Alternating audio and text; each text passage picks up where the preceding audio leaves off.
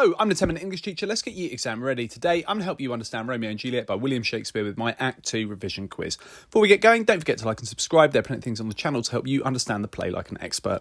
Okay, my Act 2 revision quiz. Question number 1. Who is the first person to speak at the beginning of Act 2? Is it A, Romeo? Is it B, Juliet? Or is it C, someone else, other? Question number 2. What is the first metaphor used by Romeo about Juliet when he speaks about her as he looks up at her at the balcony? Is it A, speak again, bright angel? Is it B, it is the east and Juliet is the sun? Or is it C, the brightness of her cheek would shame those stars?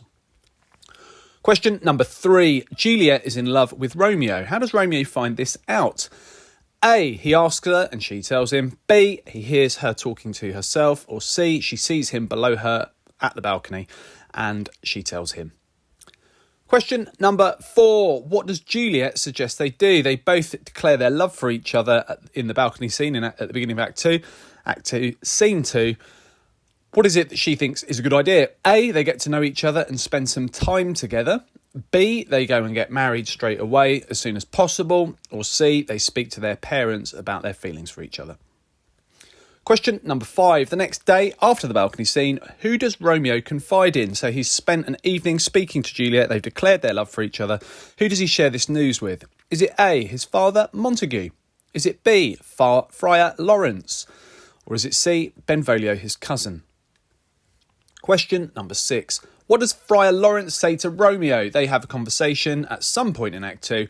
What is it that he says to Romeo? Is it A, young men's love then lies not truly in their hearts but in their eyes? Or is it B, let 2 more summers wither in their pride? The idea that Romeo and Juliet should spend a couple of years together before thinking about getting married. Question number 7. Mercutio speaks about a letter sent to Romeo by Tybalt. In Act 1, Tybalt saw Romeo at the ball. He has sent a letter challenging Romeo. What does Mercutio expect Romeo to do? Is it A, he expects Romeo to fight Tybalt, or is it B, he expects Romeo to back down? Question number 8. What is the name of the man the nurse brings with her to see Romeo? So she goes to find Romeo to speak to him about Juliet. And who is it that she brings with her? Is it A, Peter? Is it B, Balthazar? Or is it C, somebody called John? Question number 9. What does the nurse ask for from her man? She wants something from him. What is it that she requests before having her longer conversation with Romeo? Is it A, she wants some water? Is it B, she asks for a fan? Or is it C, she'd like to be seated and asks for a stool? Question number 10. How does Act 2 end? Does it end with A, the nurse telling Juliet that Romeo wants to marry her? Does it end with B, Romeo and Juliet about to get married? Or does it end with C, we see Romeo and Juliet getting married? So those are my 10 questions. We're going to review the answers now. Feel free to make some notes as I provide some analysis to you as we review the answers. So question 1. Who is the first person to speak at the beginning of Act 2? Was it Romeo, Juliet or someone else?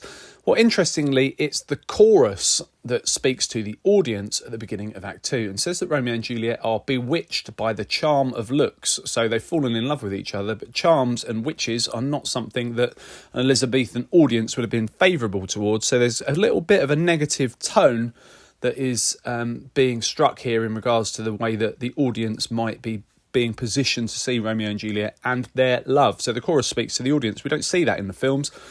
We do have the prologue very often, that's iconic, but they tend to miss this part out. And it's important because it gives us a bit of an idea of how Shakespeare might want us to feel towards Romeo and Juliet. They've fallen in love far too quickly and are making very, very big decisions in Act 2. What's the first metaphor used by Romeo about Juliet? He does say, speak again, bright angel, and that's maybe something that's there to remind us of the fact that we are heading towards their doom at the end of the play. He actually says, it is the east and Juliet is the sun. It's quite interesting because we'd associated Romeo with darkness. He'd been shutting fair daylight out in Act 1 and had been spending all his time moping around in the darkness. Here he sees Juliet and she's the sun. So brightness has come into his life. It's also reflecting the idea that he is worshipping her and seeing her as more important than all other things in his life, including his parents. He does also say that the brightness of her cheek would shame those stars, and that's a link to that theme of fate and destiny. Question number 3. Juliet is in love with Romeo. How does Romeo find out? Well, he actually hears her talking to herself about Romeo, and she's talking to herself also about denying her parents and no longer wanting to be a Capulet if that will please Romeo. So he hears all of that. She's a little bit upset about that because she'd been wanting to play hard to get, and now all the secrets are out and Romeo's aware of how she feels. Question number 4. What does Juliet suggest they do? Well, getting to know each other and spending some time together, would be a sensible idea. And ironically, it's what her father wants her to do with Paris. He wants them to get to know each other before committing to marriage. She actually suggests that they get married straight away, so B is the correct answer, and C would be the most sensible answer. Why don't we talk to our parents about how we feel? The irony is that we actually know that Capulet just wants her to fall in love and didn't mind Romeo being at the ball. So if she had decided that they speak to their parents, this play would have had a very different outcome. Question number 5. The next day after the balcony scene, who does Romeo confide in? Well, if he went and spoke to Montague, his father, the play would have had a different outcome altogether. I'm sure that there would have been a different and possibly happy ending possible for Romeo and Juliet. If he'd have spoken to Benvolio, his cousin, that would have meant that Act 3, and I won't provide spoilers here, but there's certainly a catastrophe coming. That catastrophe would have been averted if he'd have spoken to Benvolio. Instead, he chooses to speak to Friar Lawrence, somebody who doesn't have his own children and sees Romeo almost like a surrogate son, and Friar Lawrence makes some decisions that are going to lead everyone towards their doom. Question number 6. What does Friar Lawrence say to Romeo? It's A. He says, young men's love then lies not truly in their hearts but in their eyes. So he's accusing Romeo of just falling in love far too flippantly. It was Rosaline 2 minutes ago. Now it's Juliet. And he sort of is a little bit sarcastic and towards Romeo. But of course then decides that it'd be a great idea for Romeo and Juliet to get married the very next day. So he is somebody who recognises that young people can be a little bit impulsive, but still nonetheless decides that he will marry the two of them in secret without their parents' involvement. Terrible idea. B, let 2 more summers wither in their pride, is actually said by Capulet, the voice of reason. He thinks Juliet is far too young to be getting married and that she should get to know somebody and enjoy her youth. Question number 7. Mercutio speaks about a letter sent to Romeo by Tybalt. This is setting us up for conflict in Act 3.